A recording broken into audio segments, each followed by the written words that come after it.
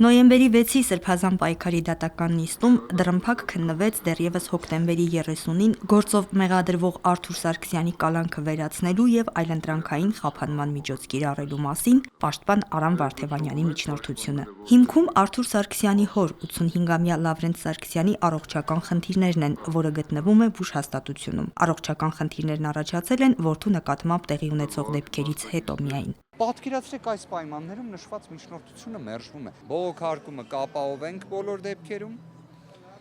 Իհարկե, մենք նշված միջնորդությունը ներկայացրել էինք հրատապության կարգով քննության առարկա դարձնելու որպես նոր էական փաստարկ։ Դատարանը հաստատել է, որ նշվածը նոր էական փաստարկ է։ Դատարանը նաև անտեսեց իդեպ, որ Արթուր Սարգսյանի նկատմամբ տեսակցությունների սահմանափակումը այլևս ընդհանրապես վերացված է։ Արթուր Սարգսյանին կարող է տեսակցել ցանկացած անձ։ Եվ այդ պայմաններում եւս դատարանը գտնում է, որ իրավաչափության պայմանների փոփոխություն չկա։ Հա, նոր հաստարկներ կան, նոր հանգամանքներ կան, բայց չէ, պետք է կալանքը մնա անփոփոխ։ Սա անկեղծորեն եմ ասում, սա իրավաբանություն չէ։ Եվ ամենակարևորը, սա մարդասիրության արժեքը չընդունել է։ Իսկ դատարանները դրա համար չեն, քրեական վարույթները դրա համար չեն։ Միջնորդության քննությունից հետո նիստը շարունակվեց դռնբաց։ Բագրատ Սրբազանն անդրադարձավ օրեր առաջ ազգային ժողովում Հայաստանի Հանրապետության քննչական կոմիտեի նախագահ Արթուր Պողոսյանի արած հայտարարությանը։ Երեք քննչական կոմիտեի ղեկավարը խորհրդարանում հարց ու պատասխանի ժամանակ ես համարում եմ դա պաշտոնապես ասված, որովհետև նման պաշտոն ղեկավարող մարդը չի կարող տեղյակ չլինել գործի մանրամասներից։ Հետևյալ հայտարարությունն է արել, որ իբր իմ ձեռքով գրված կա արձանագրություն ահաբեկչության պլանավորում։ Հիմա ես պաշտոնապես ասում եմ պատվարժան դատարան։ Եթե նման որևէ արտահայտություն կա արձանագրված որևէ տեղ իմ ձեռքով կամ որևէ մեկի ձեռքով այստեղ ներկա գտնվողներից ես պատրաստ եմ այս դատարանի առջև առանց հետաձգելու, առանց քննության, առանց որևէ ապացույցի ծայրագույն պատիժը կրելու։ Սա ասում եմ ոչ որպես մարտահրավեր, ասում եմ որպես մարդ, որ իր ասելիքի պատասխանատվության գիտակցությունը ունի։ Երկրորդ, եթե չկա նման բան, կամ եթե կա, ուրեմն ես իմ իրավունքն եմ պահանջելու, որ քննչական կոմիտեի ղեկավարը անձնապես կամ իր միջնորդներով, ինչպես որ ցանկանում է, մյուս շաբաթ իր այդ արտահայտության պատասխանը տա։ Ես պատրաստ եմ կրելու ծայրագույնը, բայց եթե չկա նման բան, ինքը պետք է պաշտոնազրկվի, իր կոչումից զրկվի եւ միևնույն ժամանակ զրպարտության համար դատապարտվի պահանջված օրենսգրքի սահմաններում։ Դատավոր Կարեն Ֆարխոյանը արձագանքելով Սրբազանի հայտարարությանն ասաց, որ ապացույցների բացակայության պայմաններում դատարանն իրավունք չունի մեղադրական վճիռ կայացնել։ Սրբազանի հայտարարության եւ դրա հետագա դատական ընթացակարգի մասին մանրամասնեց պաշտպան Հովհաննես Խուդոյանը։ Մեղադրական դատավճիռ կայացնելու։ Քանի որ մենք գործով չունենք որևէ ձեռագրաբանական փորձակնություն, որևէ արտահայտություն, որ կոնկրետ վերագրվում է Բագրատ Սրբազանին, հիմա խնդրում ենք հրապարակել այնպիսի մի փաստաթուղթ, որը ծառայում է մեղադրանքի օգտին, որը կարող է Բագրատ Սրբազանի ձեռքով գրված լինել, մասնավորապես որում ահաբեկչության պլանավորման վերաբերյալ տվյալներ կլինեն։ Դատախազները պետք է ներկայացնեն իրենց մեղադրանքները եւ դրանց հետազոտումով հիմնավորեն թե ինչ են ապացուցում։ Հաջորդ դատական նիստին, եթե այդ փուլը հասնենք կայանա, արդեն դատախազները յուրաքանչյուր ապացույց ցանկով պետք է ներկայացնեն, ասելով, որ այս ապացույցը այս հանգամանքնագործի ապացուցելու եւ իրենց ամբողջության մեջ ապացուցելու են բոլոր մեղադրյալների մեղադրանքները, այդ փուլում արդեն կհասկանանք դատախազությունը ինչ ապացույց է ներկայացնում եւ ինչի վրա են կատարում իրենց պնդումները։ Հերթական դատական նիստը տեղի կունենա նոյեմբերի 13-ին, բայց նախորդ նիստերից ավելի վաղ, ժամը 14:00-ին։ Սոնա Խաչատրյան, Գևորգ Ավագյան, Եկեղեցական կյանք։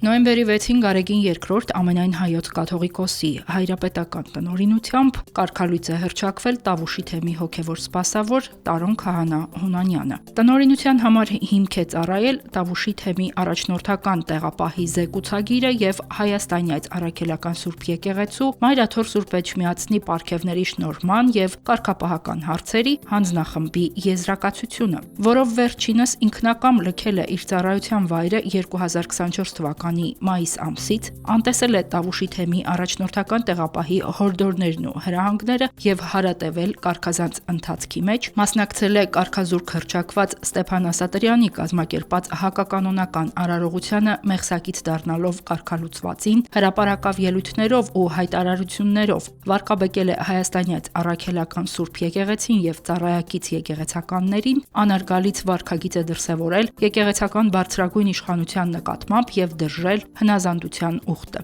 Կարգալույծ եկեղեցականն այսուհետ կդասվի աշխարհականների շարքին Վարդան Հունանյան ավազանի անունով։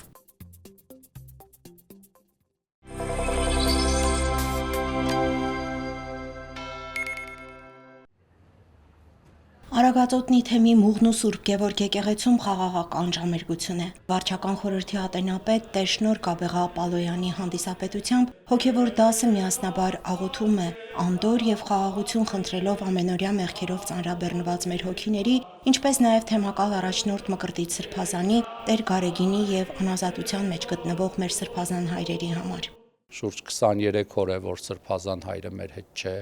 կալանավորում է, ապօրինի կերպով կալանավորված է, սուտ մատնության հիման վրա։ Նաև այսօր սրտի մեծ ցավ է մեր համար, որ հավաքվել ենք Մուղնի Սուրբ Գևորգում եւ Մուղնի Սուրբ Գևորգի քահանան մեր հետ չի, մեր սիրելի հոգևոր եղբայր Տեր Գարեգին քահանա Արսենյանը, բայց մենք ընկճված չենք, զորավոր ենք մեր Տիրոջով, որը մեզ պահապան է, նեղությունները, տառապանքը, դժվարությունները մեզ չեն հուսահատեցնում։ Մուղնի Սուրբ Գևորգ եկեղեցին հայտնի է իր զորությամբ։ Խնկի հոգեպարար բույրն ու աղոթքը մշտապես ներկա է այս գմբեթի տակ։ Եկեղեցու հոգևոր հովիվ Տեր Եղիշե քահանա Բարսեղյանն իր հոգևոր եղբայրներին հորդորեց անպարան շարունակել ծառայել իրենց աստվածադիր գործին։ Դժվար է այսօր, մենք որփածած ենք զգում, բայց պետք է աղոթենք, նեղությունները կան, եւ պետք է կարողանանք աղոթքով մեր խնդրանքը առասպաս խնդրենք մեր հոր, մեր սիրելի Մկրտիչ Սրբազանի համար, որ գա եւ հովի հայրաբար իր թեմը, իր ժողովուրդը մեծ քահանաներից։ Թեմի համար դժվարին այս օրերին մեծ բեռ է դրվել Տեր Եղիշեի ուսերին։ Տեր Գարեգինի ժամանակավոր բացակայության պատճառով Տեր հայրը ամեն շաբաթ եւ կիրակի օրերին պատարագ է մատուցում Ղազարավանի Սուրբ Նարեկվանքում եւ Սուրբ Գևորգում։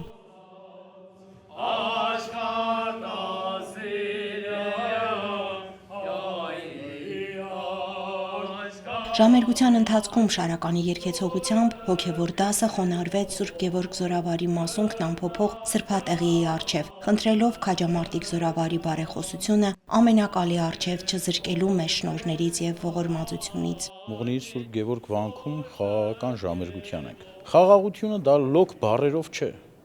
Խաղաղությունը այն սրբազան խորհուրդն է, որ յուրաքանչյուրի հոգուց է ծնվում այդ խաղաղությունը։ Եթե միտքդ խաղաղ չէ, հոգուդ հետ պայքարի մեջ ես։ Եվ այս դժնդակ օրերի մեջ, այս փոթորկալից օվկիանի մեջ, որ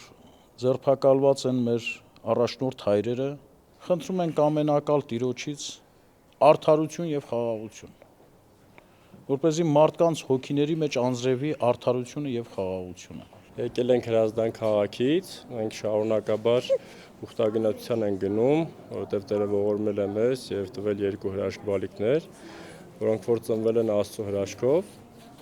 Մենք մեր պարտք ենք համարում իրենց եւս ցույց տալու Տիրոջ ճանապարհը, որպեսզի քայլեն դեպի առաստված։ Արագածոտնի թեմի հոգևորական դասը առաջիկա 5 շաբթի օրը նոյեմբերի 13-ին խաղաղական ժամերգություն կանցկացնի տեղերի Սուրբ Աստվածածին վանքում։ Լիաննա Չիչակյան, Մեսրոպ Ավետիսյան, եկեղեցական կյանք։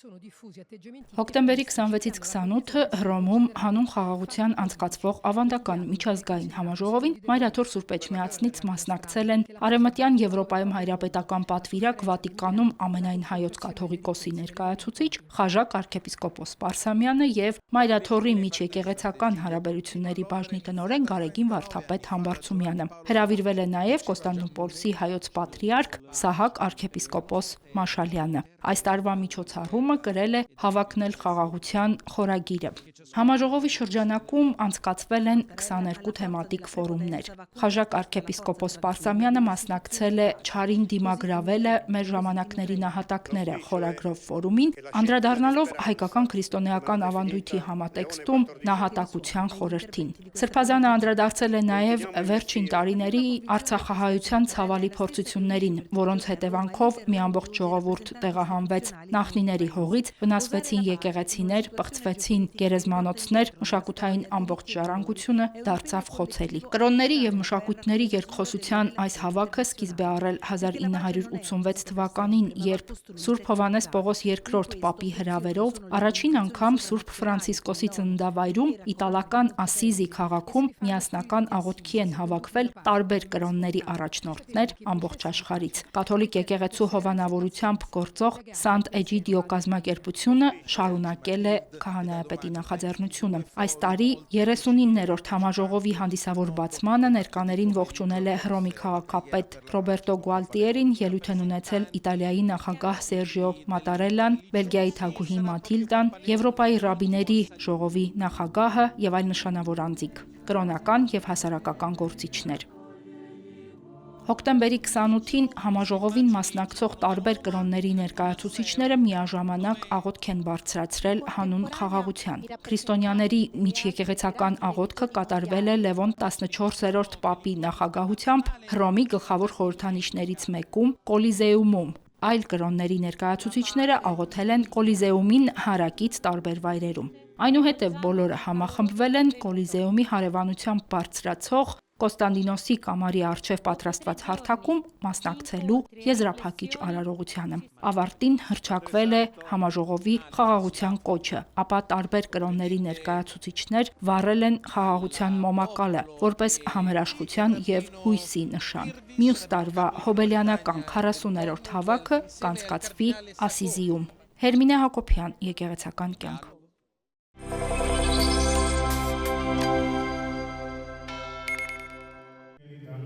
Հոկտեմբերի 24-ին Քյոլնի Դոմ Ֆորում համերգասրահում տեղի է ունեցել Հայաստանից ժամանած պատանի երաժիշտ ստեղծագործողների համերգը։ Կոմպոզիտոր, Երևանի Կոմիտասի անվան պետական կոնսերվատորիայի եւ Լոնդոնի Թագավորական երաժշտական ակադեմիայի շրջանավարտ Արփինե Կալինինան իր ստեղծագործական դասարանի 4 տաղանդաշատ սաների հետ Գերմանիայի հայոց թեմի կողմից հրավիրված էր համերգային շրջագայության։ Տարբեր ուսումնական հաստատություններում սովորող նրա սաները 15-ամյա Արտաշես Մոսիկյանը, 14-ամյա Հայկ Ջուլհակյանը, 11-ամյա Արթուր Գրիգորյանը եւ 15-ամյա Դալար Չիչյանը որպես պատանի կոմպոզիտորներ տարբեր հանրապետական եւ միջազգային մրցույթների, փառատոների դափնեկիրներ ու մասնակիցներ են։ Քյոլնում, ապա Բրեմենում եւ Շտուտգարտում պատանիները 3 համերգով են հանդես եկել։ Շտուտգարտի համերգը տեղի է ունեցել քաղաքում անցկացվող ամենամյա միջոցառման հայ մշակույթի օրերի շրջանակում։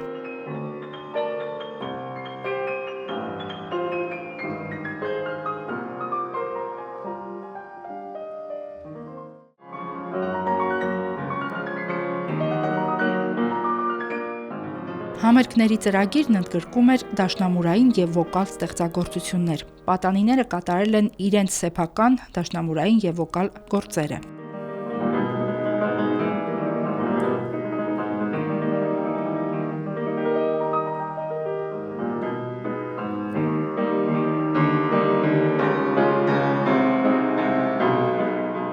Հատուկ այս համերգների համար պատանիները գրել էին 4 նոր ստեղծագործություն ոգեշնչված Կոմիտասով։ Մոսիկյանին, ով ձեզ կներկայացնի իր գարունան գրված Կոմիտասյան հանրահայտ գարունա երգի հիման վրա, բացահայտելով իր խորությունները գարունային, խնդրեմ։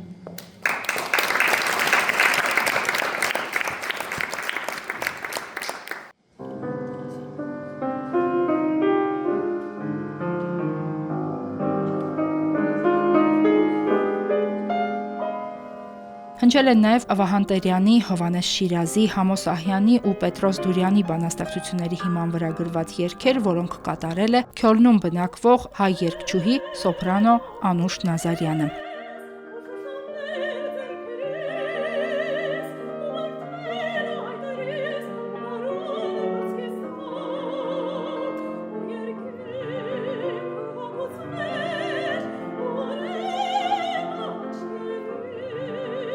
Գերմանիայի քաղաքներում կայացած համերգներին երեխաներին ուղեկցել, քաջալերել եւ օրհնել են թեմի հոգեվոր հայրերը։ Համերգներից մեկին ներկա է եղել նաեւ թեմի առաջնորդ Սերովբե եպիսկոպոս Իսախանյանը, որն իր օրհնության եւ գնահատանքի խոսքն է ուղղել համերգի մասնակիցներին, շնորհակալություն հայտնել ելույթների համար։